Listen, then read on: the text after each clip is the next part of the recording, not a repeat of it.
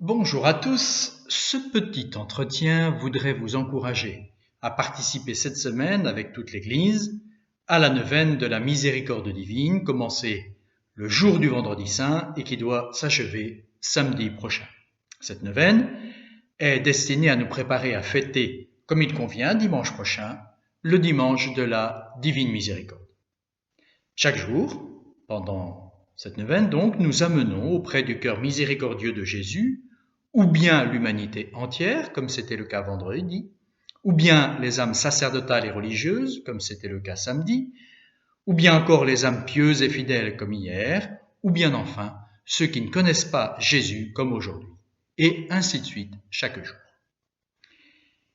Il y aura le dernier jour de ce mois exactement 20 ans que le saint pape Jean-Paul II canonisait à Rome Sainte Faustine, une de ses compatriotes polonaises. Celle-ci, morte en 1938 à l'âge de 33 ans seulement, avait bénéficié d'apparitions du Christ en personne et s'était vue confier par le Christ en personne la charge de répandre le culte de la divine miséricorde.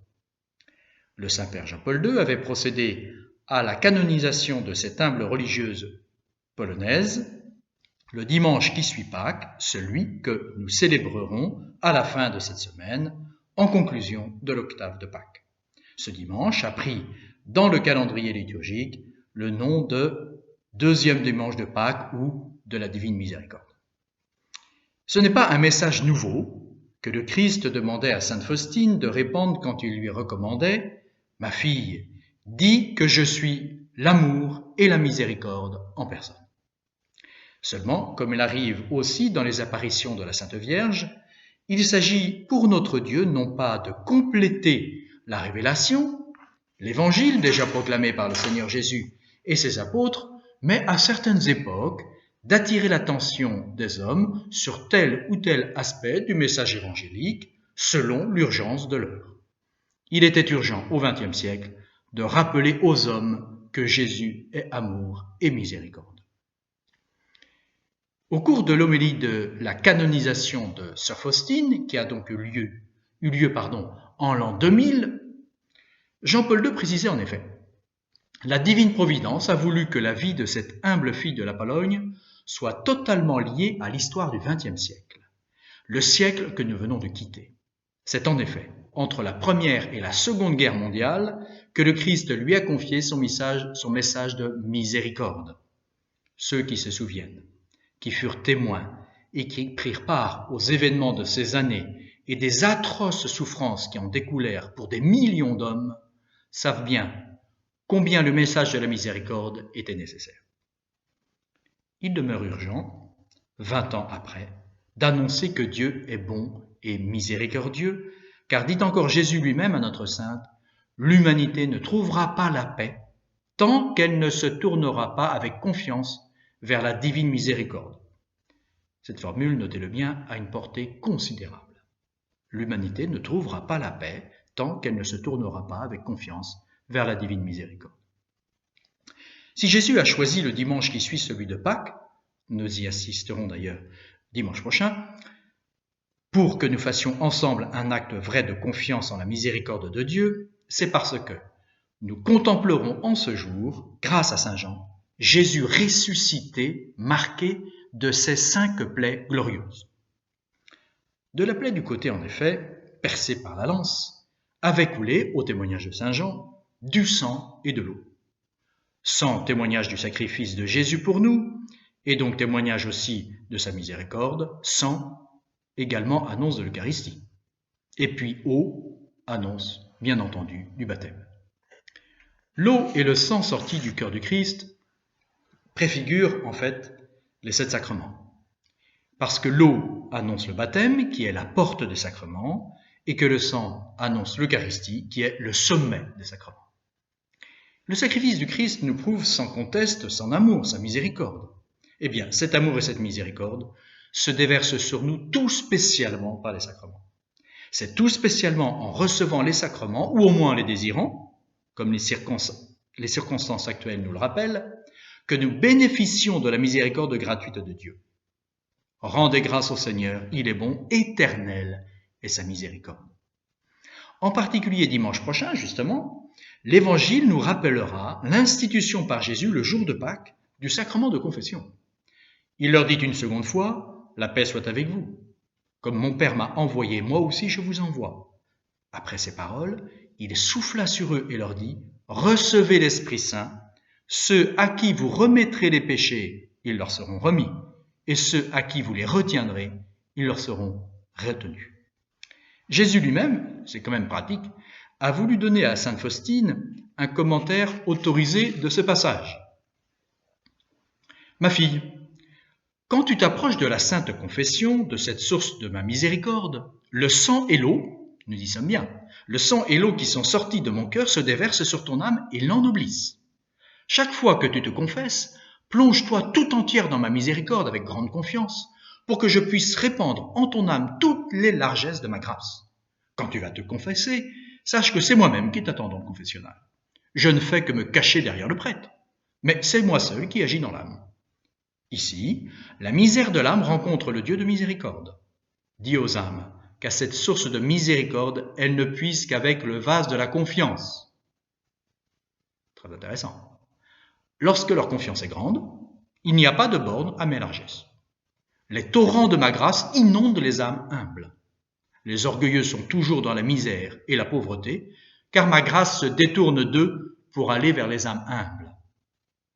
Dis aux âmes qu'elles doivent chercher la consolation au tribunal de la miséricorde. Là, les plus grands miracles se renouvellent sans cesse. Les plus grands miracles se renouvellent sans cesse. Le sacrement de confession constitue un haut lieu, c'est bien évident donc, de la miséricorde divine. Cependant, il n'est pas un but en soi. Le but, c'est Dieu lui-même. Dieu lui-même, possédé dans l'éternité bienheureuse après la mort, et Dieu reçu ici-bas en gage justement de l'éternité bienheureuse et de la résurrection dans le sacrement de l'Eucharistie, dans la communion, au moins, encore une fois, désirée. Si la confession, en effet, renouvelle la purification du baptême annoncée par l'eau sortie du côté du Christ, c'est bien la communion qui était annoncée par le sang coulant du cœur du Christ. « Mets ta main dans mon côté », dit Jésus à l'apôtre saint Thomas, pour toucher comme Thomas les plaies du Christ, pour accéder à la miséricorde dont elles sont le signe inscrit définitivement dans le corps du Christ. Ayons donc recours au sacrement de confession et d'Eucharistie, ou au moins désirons-les vraiment. Je désire m'unir aux âmes humaines. Mon délice est de m'unir aux âmes. Sache-le, ma fille, lorsque je viens dans un cœur humain, dans la Sainte Communion, j'ai les mains pleines de toutes sortes de grâces et je désire les donner aux âmes. Et je désire les donner aux âmes. Mais les âmes ne font même pas attention à moi.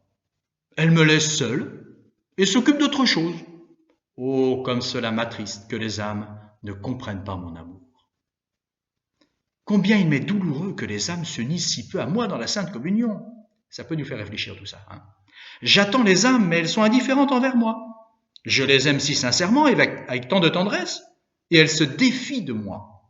Je veux les combler de grâce et elles ne veulent pas les accepter. Elles me traitent comme une chose morte, alors que mon cœur est rempli d'amour et de miséricorde. Écris pour les âmes religieuses que mon délice est de venir dans leur cœur par la Sainte Communion. Et encore, laisse-moi te dire que la vie éternelle doit commencer ici sur la terre par la Sainte Communion. Chaque communion te rendra davantage capable de t'unir à Dieu pour toute l'éternité. Voilà de quoi nous encourager à désirer de plus en plus ce sacrement. Quand nous aurons nous-mêmes goûté combien Dieu est bon et miséricordieux, en fréquentant mieux ces sacrements par exemple, sans doute serons-nous davantage capables de pardonner à notre tour, de faire miséricorde comme c'est la marque des disciples du Christ. Heureux les miséricordieux, nous dit Jésus, ils obtiendront miséricorde. Alors je ne peux mieux terminer en vous épargnant de la lecture du petit journal de Sœur Faustine. Vous voyez que j'ai retenu votre attention quelques minutes, mais il y a 700 pages dans le petit journal. Donc je ne peux mieux terminer, en vous épargnant la lecture encore une fois de ces 700 pages,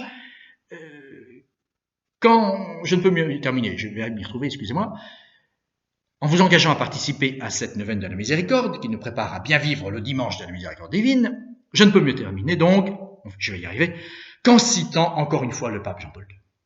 Et toi, Faustine, don de Dieu à notre temps, don de la terre de Pologne à toute l'Église, obtiens-nous de percevoir la profondeur de la miséricorde divine, aide-nous à en faire l'expérience vivante et en témoigner à nos frères.